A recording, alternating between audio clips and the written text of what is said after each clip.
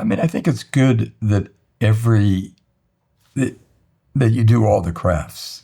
I think it was great that I was a film loader, and it was great that I was a second assistant, and it was great that I was a first assistant before I became a camera operator, because, first of all, you know what these people do, and you respect their jobs, and you know that their job is just as important as anybody else's job on the film set, and that they're critical to the process of making movies. So you understanding what they do and respecting what they do helps the whole process. So that's one. And then the other thing, in terms of just the storytelling, it's there's storytelling that happens with focus, and if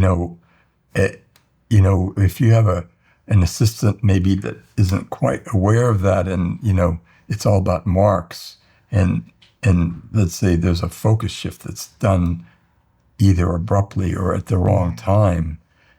My experience as a camera assistant and my experience as an operator, I'll talk to them and say, you got to be much more graceful with that focus pull, and do it on their head turn to motivate the focus pull, or do it on this line because it means something. And so there is an art to pulling focus. It's not just about keeping the actor sharp, but about being part of the storytelling. And also, I have great relationship with the second assistants, because they're just practically they're doing the slate and keeping track of what it was film. Now it's different with digital, but they do so much on the set behind the scenes. But they're also the people that, when you're filming, are not necessarily, they're watching, and they sort of see the whole picture.